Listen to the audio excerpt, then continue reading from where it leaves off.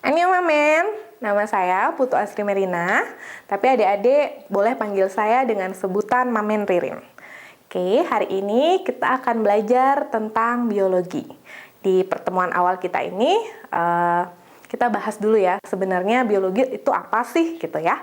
Jadi biologi sendiri itu adalah salah satu cabang dari ilmu pengetahuan, di mana ilmu pengetahuan itu harus memiliki syarat-syarat dan ciri tertentu. Yang pertama, ilmu pengetahuan itu harus memiliki objek. Nah, kalau ilmu pengetahuan fisika, dia objeknya adalah benda-benda fisik. Terus matematika, objeknya itu adalah angka-angka. Nah, di biologi sendiri, objek kita itu adalah makhluk hidup yang pernah ada maupun yang sudah tidak ada di dunia ini. Jadi contohnya seperti tumbuhan, tanaman, dan manusia. Terus yang kedua, itu menggunakan metode.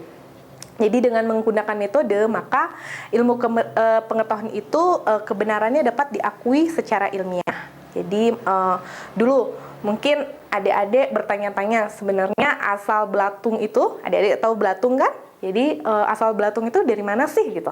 Nah, mungkin dulu ada yang mengatakan bahwa belatung itu berasal dari daging yang sudah membusuk. Nah, seiring akhirnya ilmu pengetahuan itu berkembang, ditemukan bahwa sebenarnya belatung itu berasal dari sel telur hewan, itu khususnya adalah sel telur hewan betina.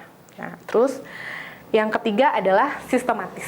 Jadi sistematis itu ilmu pengetahuan itu jadi dari yang paling sederhana menuju yang lebih kompleks. Jadi contohnya dari sel, jaringan, organ, sistem organ, dan individu di mana semuanya itu ada hubungan dan keterkaitannya. Terus yang keempat, jadi itu bersifat universal. Jadi ilmu pengetahuan itu harus berlaku secara umum. Contohnya, kita tahu bahwa reproduksi generatif itu berasal dari reproduksi organisme di mana terjadi peleburan antara sel dua buah sel, yaitu sel jantan dan sel betina. Maka setelah terjadinya peleburan itu baru tercipta proses pembuahan. Nah, seperti itu. Jadi kita semua sudah tahu itu, dan itu artinya bahwa dia bersifat universal. Terus yang kelima, objektif. Di mana ilmu pengetahuan itu harus bersifat jujur, terus menggambarkan kondisi yang sejujur-jujurnya dan sebenarnya, terus mengandung data dan informasi yang sebenar-benarnya. Dan yang keenam, bahwa ilmu pengetahuan itu memiliki syarat analisis. Jadi kajian dari sebuah ilmu akan menuju hal-hal yang lebih khusus seperti bagian, sifat, peranan, dan berbagai hubungannya. Nah, terus yang terakhir, jadi yang terakhir adalah ilmu pengetahuan itu memiliki karakteristik verifikatif. Jadi verifikatif artinya kebenaran dari sebuah ilmu bukanlah bersifat mutlak, tetapi bersifat terbuka.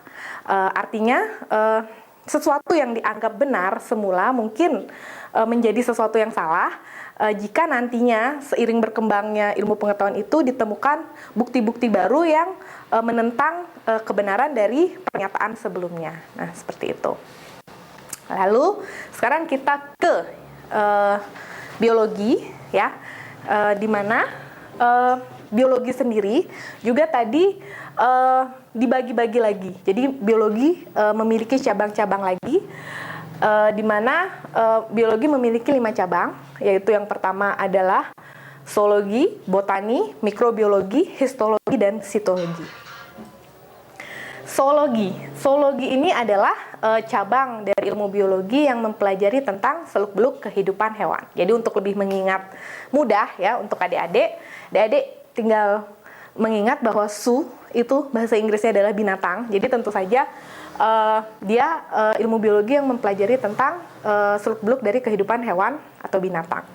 Terus yang kedua, botani itu adalah ilmu biologi, cabang dari ilmu biologi yang mempelajari tentang berbagai ciri dan kehidupan dari tumbuh-tumbuhan. Dan yang ketiga adalah mikrobiologi. Adik-adik tinggal ingat mikro pasti berhubungan dengan mikroba ya. Jadi di sini mikrobiologi mengkaji beberapa sifat dan ciri fisiologi kehidupan dari mikroba. Terus yang keempat adalah histologi, di mana histologi ini mempelajari tentang jaringan penyusunan organisme. Dan yang terakhir adalah sitologi. Nah, sitologi ini mengkaji tentang segala sesuatu tentang kehidupan sel-sel. Oke, itu tadi kelima cabang dari ilmu biologi. Nah, sekarang sebenarnya apa sih manfaat adik-adik untuk belajar biologi itu? Nah, yang pertama itu adalah pengetahuan tentang sumber daya hayati sehingga nantinya bisa digunakan untuk pemenuhan kehidupan manusia. Nah, jadi nanti dengan mempelajari ilmu biologi, adik-adik itu tahu bahwa bibit apa yang unggul, bibit apa yang baik, terus bagaimana cara untuk menanam tumbuh-tumbuhan gitu sehingga menghasilkan tumbuh-tumbuhan yang baik, yang bagus, yang nantinya bisa digunakan untuk pemenuhan kehidupan manusia. Terus yang kedua adalah mendiversifikasi pemanfaatan sumber daya hayati. Sehingga nanti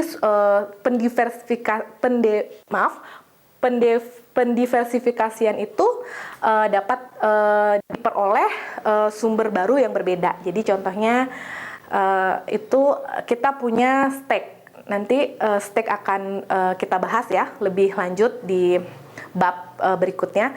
Jadi dengan steak itu adalah salah satu cara untuk pengembangbiakan tumbuh-tumbuhan, di mana nanti hasilnya itu akan berbeda dengan induk sebelumnya. Jadi seperti itu. Nah, di situ terjadi diversifikasi sehingga dihasilkan itu bibit atau buah yang berbeda dengan induk sebelumnya dan tentunya kualitasnya lebih bagus. Nah, yang ketiga adalah konservasi sumber daya hayati. Di sini tujuannya agar sumber daya hayati itu tidak mengalami kepunahan, sehingga kita dapat terus melestarikan sumber daya hayati itu yang tentunya akan berguna untuk nanti anak cucu kita ya, yang dapat tetap menikmati dari sumber daya hayati itu. Oke, sekian pengenalan tentang ilmu biologi. Semoga adik-adik dengan sedikitnya pengenalan ini lebih tertarik lagi untuk belajar biologi. Nanti kita akan bahas lebih lanjut lagi di bab-bab atau chapter-chapter berikutnya. Oke, salam amen.